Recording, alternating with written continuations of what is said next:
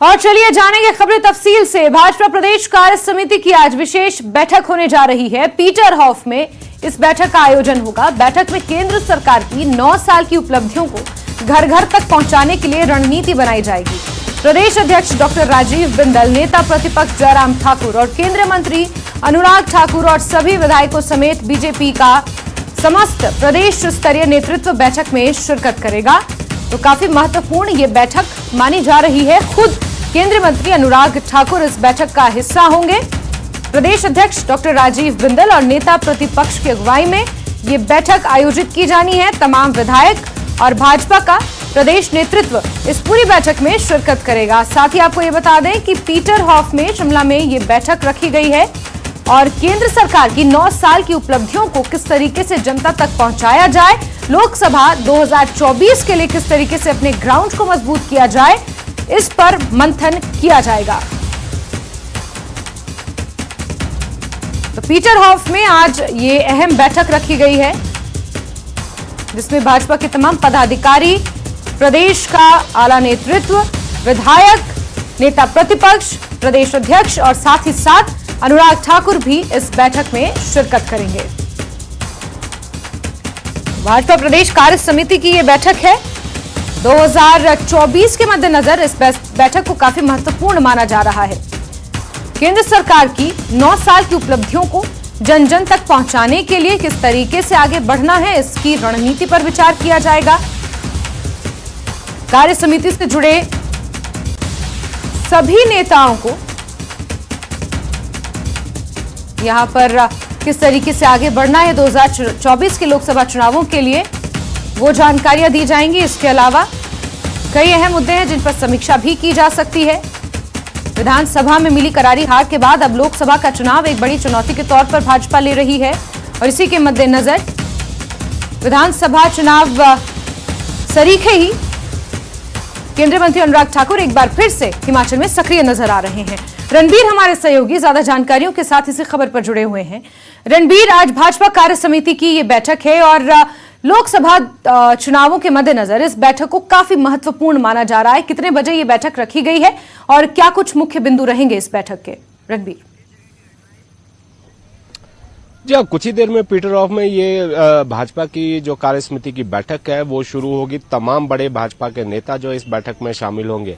देखिए, जो आधिकारिक रूप से जो भाजपा की तरफ से बताया गया है कि जो 30 मई को मोदी सरकार के 9 साल पूरे होने जा रहे हैं और किस तरह से मोदी सरकार की उपलब्धियों को घर घर तक पहुंचाना है, उसको लेकर विशेष रणनीति इसमें बनाई जाएगी। जो कि जिस तरह से जानकारी दी गई है, 30 और 31 मई को पीएम 2 बड़ी जनसभाओं को संबोधित करेंगे। उसके बाद पूरा जो जून महीना है उसमें घर घर तक जो है जो पीएम मोदी सरकार की जो उपलब्धियां हैं उनको घर घर तक पहुंचाया जाएगा। कैसे वो पहुंचाई जाएगी, क्या रणनीति होगी, किस तरह का खाका होगा, तो उस पर आज जो है विचार विमर्श किया जाएगा। ये जानकारी दी गई है कि जो प्रदेश में न केवल प्रदेश में भाजपा के जो तमाम बड़े नेता हैं, जिसमें जयराम ठाकुर का नाम शामिल है, पूर्व मुख्यमंत्री प्रेम कुमार धूमल का नाम शामिल है, शांता कुमार का नाम शामिल है। इसके अलावा जो लोकसभा और राज्यसभा के सांसद है भाजपा के, वो तमाम सांसद भी यहाँ पर मौजूद रहेंगे और कुल मिलाकर करीब 300 भाजपा जो कार्य समिति के सदस्य हैं वो इस बैठक में मौजूद रहेंगे। और यहाँ पर जो भाजपा के प्रदेश प्रभारी है अविनाश राय खन्ना और सह प्रभारी संजय टंडन, वो भी यहाँ पर मौजूद रहेंगे। जो नए महामंत्री हैं, संगठन महामंत्री हैं सिद्धार्थन, वो भी यहाँ पर मौजूद रहेंगे। जो भाजपा के तमाम विधायक हैं, सभी विधायक यहाँ पर मौजूद रहेंगे। तो कुल मिलाकर ये विशेष बैठक का आयोजन इसलिए किया गया है, जो आधिकारिक तौर पर बताया जा रहा है कि मोदी सरकार की उपलब्धियां जो है घर घर तक पहुंचाई जानी है। लेकिन आपने बिल्कुल ठीक कहा कि ये जो है 2024 की तैयारी है। जो संगठन है भाजपा का, उसको मजबूत किया जाना है। हालांकि प्रदेश में हार भाजपा की हुई है, उस पर भी मंथन किया जाएगा। नगर निगम चुनावों में जो है हार हुई है, उस पर भी मंथन किया जाएगा। कर्नाटक में हार के बाद पूरे देश में एक अलग संदेश जो है गया है, किस तरह से कार्यकर्ताओं को जो है वो बूस्ट करना है, इस पर भी रणनीति यहाँ पर बनाई जाएगी। और ये भी देखना होगा कि इसमें जो खाका तैयार किया जाएगा, किस नेता को किस तरह की जिम्मेदारी सौंपी जाएगी, प्रदेश भर में किस तरह के कार्यक्रम किए जाएंगे, जो भाजपा के अग्रणी संगठन है उनको भी जिम्मेदारी इसमें दी जाएगी। तो बड़ी अहम बात ये भी है कि ये भी देखना होगा कि जब ये बैठक शुरू होगी तो कौन कौन बड़े चेहरे इसमें शामिल होंगे, ये देखने वाली बात है। अगर गुटबाजी की बात करें तो देखो भाजपा में भी गुटबाजी जो है चरम पर है, बिल्कुल बहुत बार ये चीजें जो है सामने आई है। तो 2024 के चुनावों को देखते हुए किसी तरह की कोई गुटबाजी ना हो, कोई जो है मतभेद नेताओं में ना हो, पार्टी के भीतर किसी तरह का गतिरोध ना हो, इसको लेकर भी यहाँ पर मंथन किया जाएगा। और मुख्य जो निशाना है वो 2024 का चुनाव है, इसीलिए जो भाजपा की केंद्र सरकार की उपलब्धियां हैं उसको घर घर तक पहुंचाया जाएगा और तमाम जिम्मेदारियां। बिल्कुल रणबीर, अंदाजा ये लगाया जा रहा है कि केंद्र सरकार की रणनीतियां किस तरीके से जनता तक पहुंचे, उसको लेकर इस बैठक में खासतौर पर मंथन होगा। और इसी से ये अंदाजा लगाया जा रहा है कि 2024 के लिए भाजपा ने अभी से तैयारी शुरू कर दी है।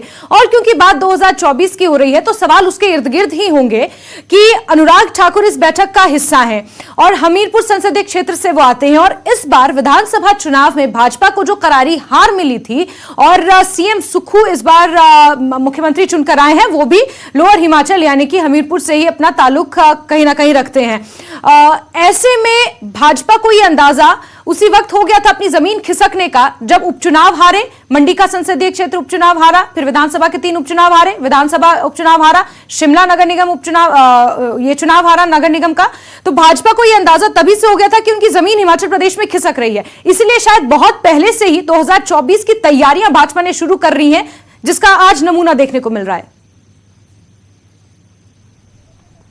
जी हाँ, बिल्कुल यही सारे विषय है जहां पर जो भाजपा का प्रदेश नेतृत्व है, जो सभी तमाम बड़े नेता है, उनको एक छत के नीचे आज बैठना है, बैठक करनी है और रणनीति बनाई जानी है। भले ही कांग्रेस को जीत मिली है, लेकिन भाजपा ये भी जानती है कि कोई फिलहाल अभी कोई ऐसा बड़ा चेहरा जो लोकसभा चुनावों के चलते जो चारों संसदीय क्षेत्र है, लोकसभा क्षेत्र है, मंडी को छोड़कर, क्योंकि कांग्रेस की प्रदेशाध्यक्ष वहां से सांसद है, जो अन्य जो 3 लोकसभा संसदीय क्षेत्र है वहां से कांग्रेस ने अभी कोई ऐसे बड़े चेहरे का ऐलान नहीं किया है। कोई बड़ा चेहरा ऐसा जो है चुनाव प्रचार में जो है चुनाव की तैयारी करता हुआ दिख नहीं रहा है। तो यहाँ पर बड़ी चुनौती यहाँ पर है। पिछली बार हमने देखा था उपचुनाव 2019 के चुनावों में चारों सीटें जो है भाजपा के खाते में गई थी और उसके बाद जो उपचुनाव हुआ था मंडी में, मंडी से जो दिवंगत सांसद थे रामस्वरूप शर्मा, जिनके निधन के बाद वो सीट खाली हुई थी, तो किस तरह से कांग्रेस ने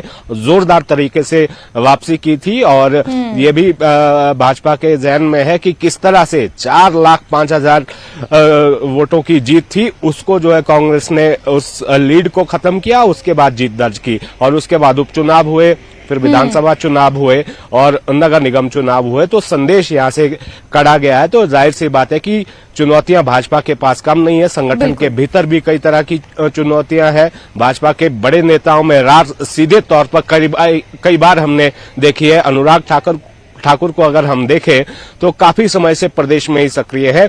अपने संसदीय क्षेत्र में उनके काफी दौरे यहाँ पर हो चुके हैं। जब इस बाबत अनुराग ठाकुर से सवाल भी पूछा गया था तो उन्होंने ये कहा था कि चुनाव तो बहुत दूर की बात है, लेकिन जो केंद्र की जो योजनाएं हैं उनको धरातल तक पहुंचाना है, लोगों की समस्याओं को हल करना, इसलिए वो लगातार दौरे यहाँ पर कर रहे हैं। लेकिन भूलना नहीं होगा कि सामने 2024 की बड़ी चुनौती है। कर्नाटक चुनाव के बाद कांग्रेस जो है पूरी तरह जोश से लवरेज है। तो ऐसे में भाजपा आज किस तरह की रणनीति बनाएगी, न केवल केंद्र सरकार की उपलब्धियों को घर घर तक पहुंचाना है और उसके आगे जो किस तरह की गतिविधियां रहने वाली है, संगठन को आगे किस तरह से चलाना है आगे। बिल्कुल रणबीर, और मंडी संसदीय क्षेत्र का भी आपने जिक्र किया था। तो मंडी संसदीय क्षेत्र ऐसे समय में भाजपा ने हारा था जब तत्कालीन मुख्यमंत्री जयराम ठाकुर मंडी से ही बिलोंग करते थे और इतने बड़े मार्जिन के साथ वो हार गए थे। इसीलिए अब बाकी 3 संसदीय क्षेत्रों को बचाए रखना और मंडी को एक बार फिर से अपने पाले में लाना भाजपा के लिए किसी चुनौती से कम नहीं है। रणबीर, आप लगातार नजर बना के रखें। आपने जानकारी दी कि अभी से कुछ ही देर बाद ये कार्य समिति की बैठक शुरू हो जाएगी। कोशिश कीजिएगा कि कुछ बड़े चेहरों से बातचीत भी हो जाए और उनका रिएक्शन भी मिल पाए। लेकिन फिलहाल के लिए रणबीर आपका बहुत बहुत शुक्रिया। बढ़ते हुए बात करेंगे एक बड़ी खबर की। शिक्षा विभाग आज 12वीं के वार्षिक परीक्षाओं के परिणाम जारी कर सकता है। शिक्षा बोर्ड ने रिजल्ट घोषित करने की हर संभव तैयारी कर रखी है। शिक्षा बोर्ड के सचिव विशाल शर्मा ने इसकी पुष्टि करते हुए कहा कि अगर तकनीकी खराबी नहीं हुई तो आज 12वीं के नतीजे 11:30 बजे तक जारी किए जा सकते हैं। इस साल 12वीं में 1,20,000 के करीब छात्रों ने परीक्षा दी थी। छात्र बड़ी ही बेसब्री के साथ रिजल्ट का इंतजार कर रहे हैं और इससे पहले आदेश भी ये आ चुका था कि 15 जून से पहले नतीजों को घोषित किया जाना था। हिमाचल प्रदेश शिक्षा बोर्ड की तरफ से आज ये माना जा रहा है कि 12वीं के परीक्षा परिणाम घोषित किए जा सकते हैं। जानकारियों के मुताबिक 11:30 बजे के आसपास ये परिणाम घोषित होंगे और विचित्र हमारे सहयोगी ज्यादा जानकारियों के साथ जुड़ गए हैं। विचित्र, कितनी संभावनाएं नजर आ रही हैं कि 12वीं की बोर्ड परीक्षाओं के रिजल्ट आज घोषित किए जा सकते हैं? कई छात्र बेसब्री से इंतजार कर रहे हैं। विचित्र,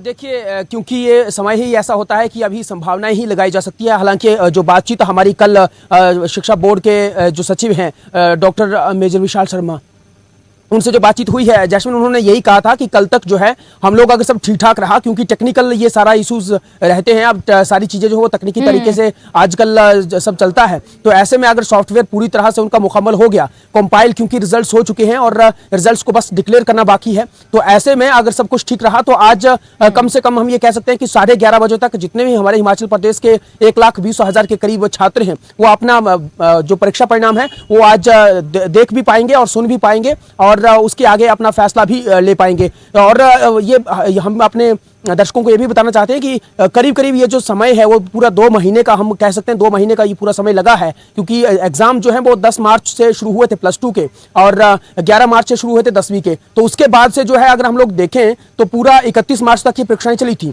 उसके बाद पूरे 1 अप्रैल का महीना जब उनको पूरी तरह से उन जो परीक्षाओं की जो कॉपियां होती हैं उनको चेक करना होता है, एक जगह इकट्ठा करना होता है, पूरी सिक्रेसी के साथ जो है इनकी चेकिंग होती है, अलग अलग जगहों पर भेजना होता है, फिर उनको वापस बुलाना भी होता है। बहुत लंबा प्रोसेस होता है जैस्मिन, और उस प्रोसेस से गुजरते हुए अब कहीं ना कहीं ये अटकलें लगाई जा रही हैं। अटकलें ही नहीं, ये अब ये देखा जा रहा है कि आज कहीं ना कहीं निश्चित तौर पर जो है +2 के रिजल्ट्स जो है वो आ सकते हैं।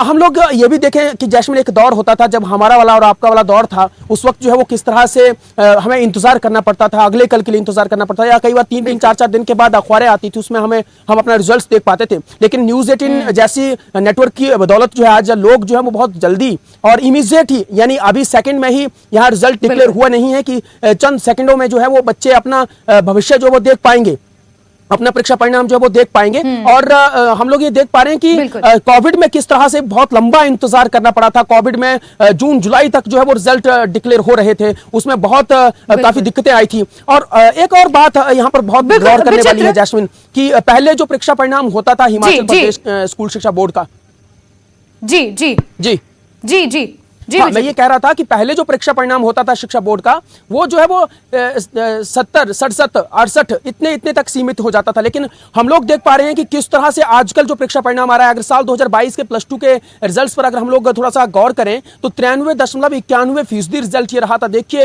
हम करीब 100% के करीब ये बिल्कुल रिजल्ट पहुंच गया था। तो ये एक बहुत अच्छी बात, और इससे अंदाजा ये लगाया जा सकता है कि हिमाचल प्रदेश शिक्षा के स्तर पर जो है कितना आगे बढ़ रहा है। लेकिन दूसरी तरफ कई और सवाल भी पैदा होते हैं कि हम लोग जो जिन बच्चों को ये जो परीक्षा परिणाम आ रहे हैं, क्या ये गुणवत्तापूर्वक एजुकेशन तो ले रहे हैं कि नहीं ले रहे हैं, ये सारी चीजें जो है वो बड़ी देखने वाली, क्योंकि जिस तरह से बिल्कुल ये एक अलग पहलू है जिस पर बातचीत हो सकती है। लेकिन इस बीच विचित्र लगातार बने रहिए। लेकिन इस बीच दर्शकों को एक बड़ी बात बता दें कि news18hp.com पर भी आप सबसे पहले अपना रिजल्ट देख सकते हैं। 12वीं के परिणाम बहुत जल्द घोषित होने वाले हैं और इसको लेकर एक बड़ी जानकारी आपको दे दें कि न्यूज़ 18 भी अब वो माध्यम है जहां सबसे पहले आप अपना परीक्षा परिणाम देख सकते हैं। बड़ी खबर आपको बता रहे हैं, news18hp.com, इस पर आप जाएंगे और सबसे पहले अपना रिजल्ट देख सकते हैं। विचित्र हमारे सहयोगी लगातार हमारे साथ बने हुए हैं। विचित्र, बड़ी बात यह है कि इस बार हिमाचल प्रदेश स्कूल शिक्षा बोर्ड को ये आदेश दिए गए थे खास तौर पर कि 12वीं और 10वीं के जो नतीजे हैं उन्हें 15 जून से पहले घोषित किया जाए। बीते साल की अगर बात करें तो 28 और 26 जून के आसपास ये परीक्षा परिणाम घोषित हुए थे और इस बार ये परीक्षा परिणाम काफी पहले घोषित हो रहे हैं, ये आदेशों के बाद है।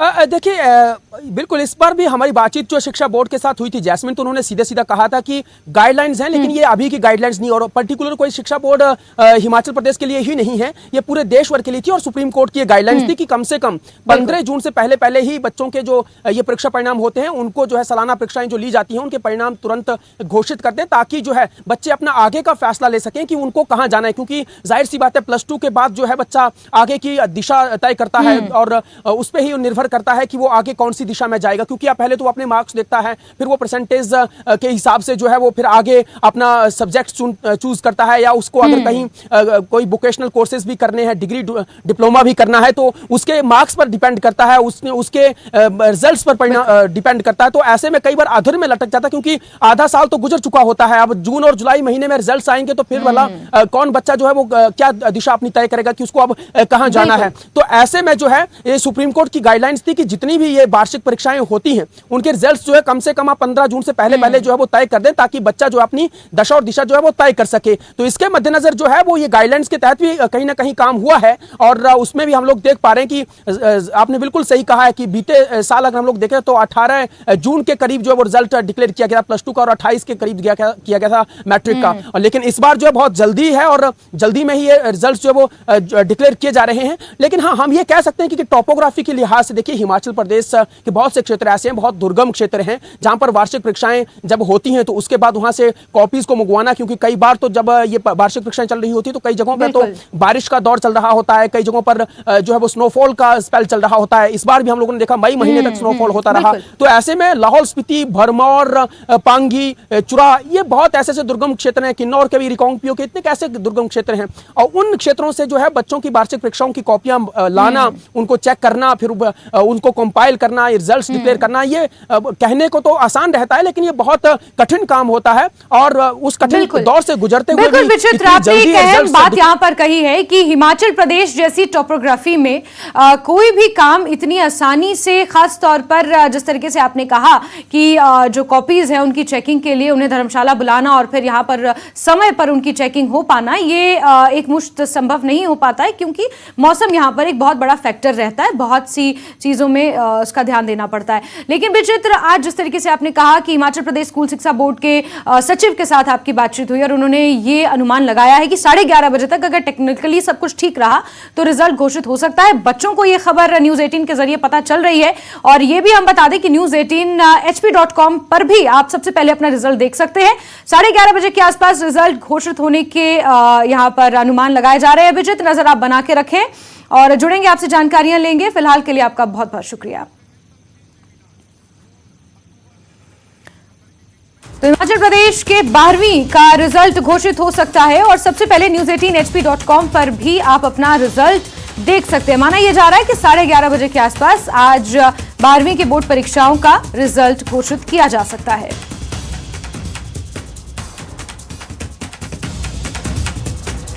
चलिए खबरों के सिलसिले को आगे बढ़ाते हैं। किन्नौर से आपको खबर देंगे, जहां के टापरी स्थित छोलतू के JSW के प्रांगण में जिला बॉक्सिंग एसोसिएशन एवं JSW हाइड्रो एनर्जी द्वारा संयुक्त रूप से आयोजित 3 दिवसीय स्टेट यूथ बॉक्सिंग प्रतियोगिता का आयोजन हुआ।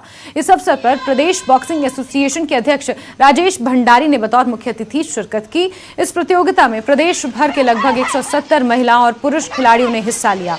राज्य स्तरीय यूथ बॉक्सिंग चैंपियनशिप में किन्नौर जिला की महिला खिलाड़ी ने 5वीं बार लगातार ओवरऑल चैंपियन का खिताब अपने नाम किया।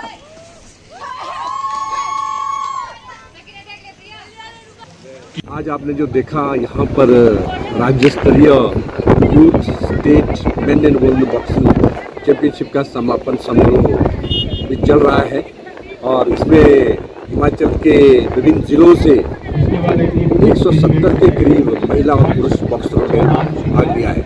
ये प्रतियोगिता जो है आज जो यह संपन्न हो रही है, इससे हम लोग राष्ट्रीय स्तर के लिए भी खिलाड़ियों का चयन करने जा रहे हैं, जो कि चैंपियनशिप सिक्किम में अगले महीने जून में होने जा रही है।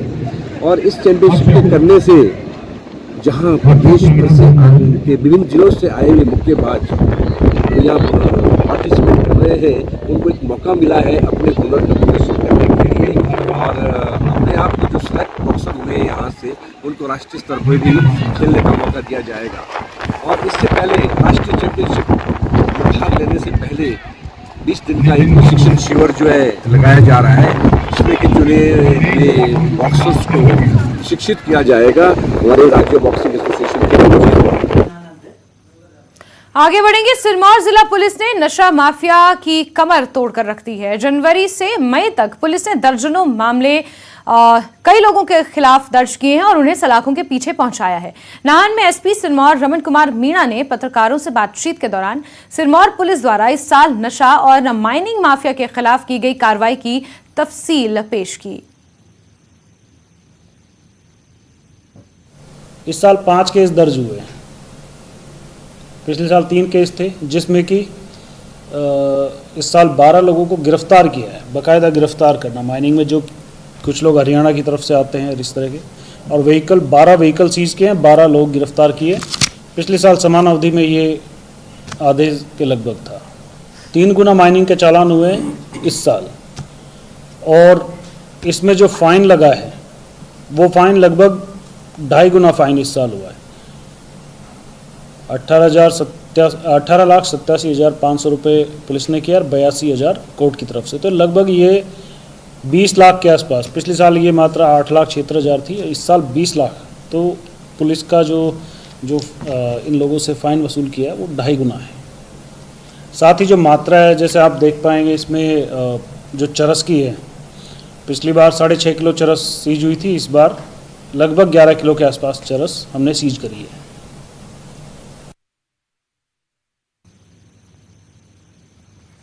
और इसी के साथ नमस्ते हिमाचल में आज के लिए बस इतना ही, लेकिन हिमाचल प्रदेश की तमाम महत्वपूर्ण खबरों के लिए आप जुड़े रहिए न्यूज़ 18 JKLH के साथ। नमस्कार।